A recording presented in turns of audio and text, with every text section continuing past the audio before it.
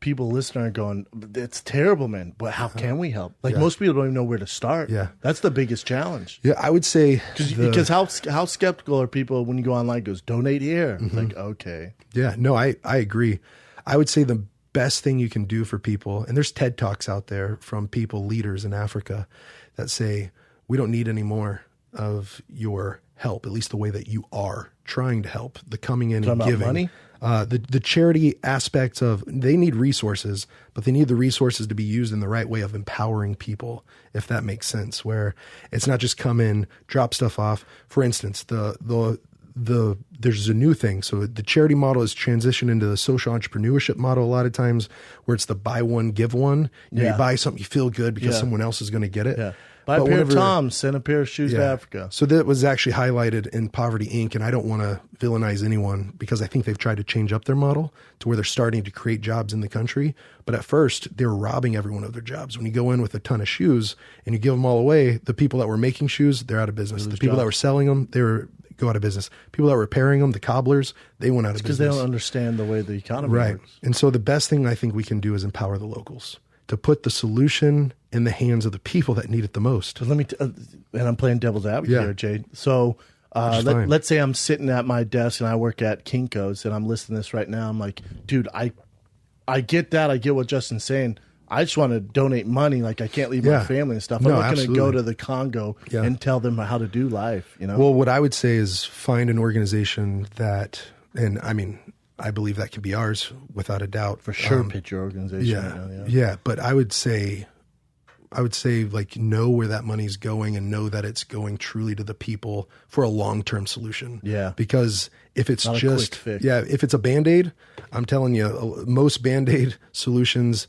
in the developing world, it can look pretty at first. Maybe it's got the Flintstones on it or whatever, that Band-Aid. But underneath, man, it's just this festering wound that's starting to spread and maybe get staph, and it just creates this infection that maybe soon they have to amputate. I mean, it's brutal. And so how do you do it in a way and find those places where, honestly, what we do in our organization is we don't even take volunteers. Now we shifted that completely because we don't want it to look like when we go into a community, we're bringing the help. It's like, no, we're helping you help yourselves, if that makes sense. So when you go with a team of, what'd you say, 14?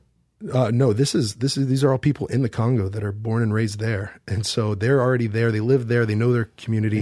We've only taken 2 people from Water 4 there with me. And so there's been a very small imprint of people from the West.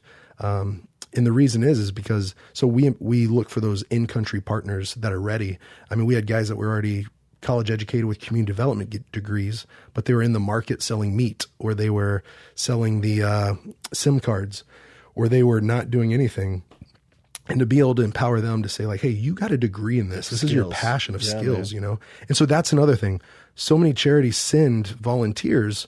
And honestly, if we did an MMA, I've never really thought of this, but if we did an MMA analogy or just jujitsu, a lot of organizations send over a bunch of white belts for like a black belt advanced level problem. And there's black belts there. Exactly. Yeah. So that's our guys. We've been training them up for, since 2011. How are you finding these quote unquote black belts in the community though? Because it's hard to reach them, right? Yeah, absolutely. But with my first trip was terrible. I didn't find anyone that was trustworthy because they saw me as someone from the West and they got to get whatever they can. Yeah, exactly.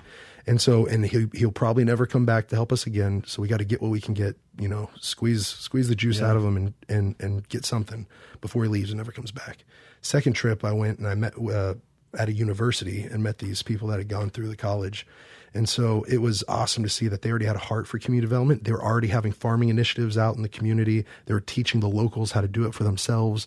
And I'm like, that's it. That's the answer. And so I started up Fight for the Forgotten, but then I saw Water 4 doing the same thing.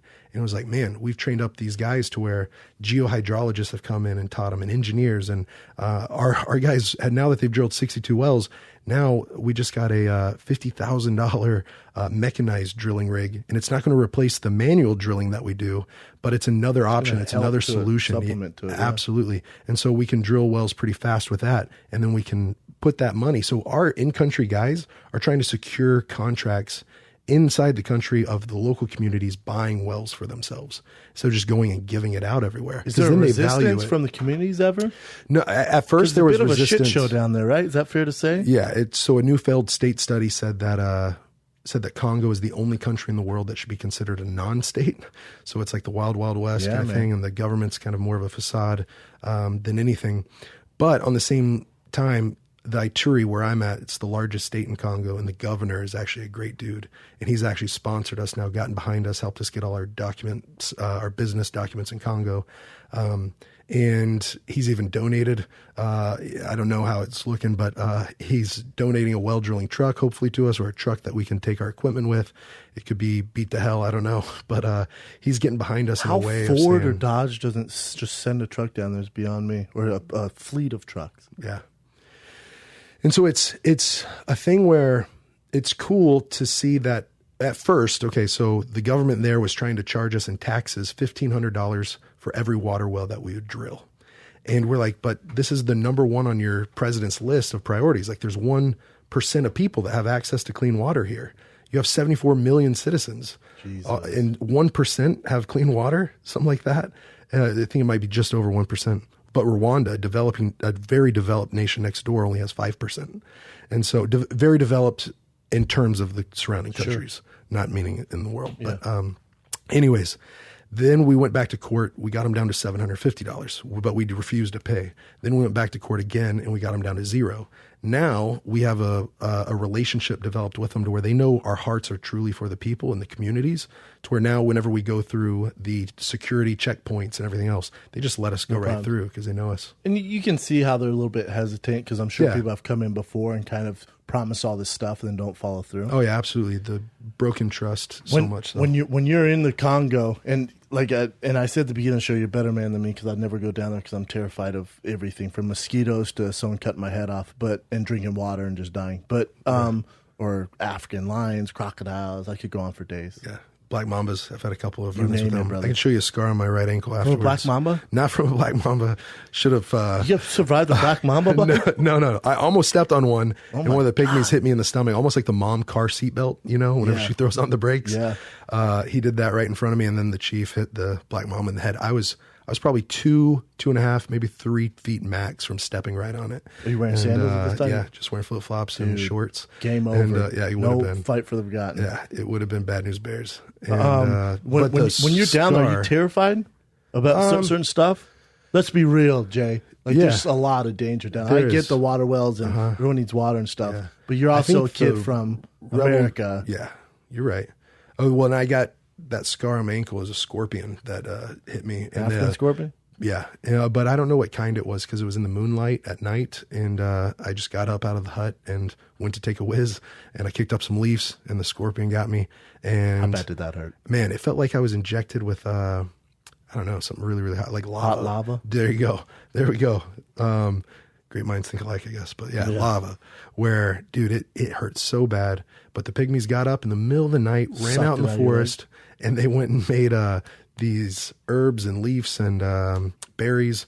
They made a paste in this like mortar. Yeah, they put it on there, and I broke out into a fever. And they put it on there, and in not that long, I also took some medicine too. But bro, yeah, I also took this anti-scorpion medication, but they chewed on cranberries for 2 hours and put it on my leg.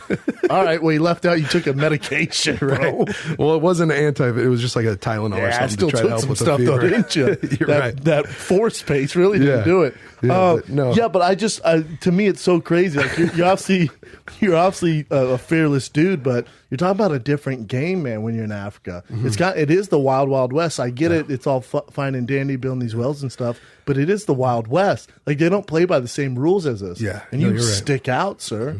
Yeah, I do. And Vanilla Gorilla. Yeah, Vanilla Gorilla, and there's some bad dudes down there. Yeah.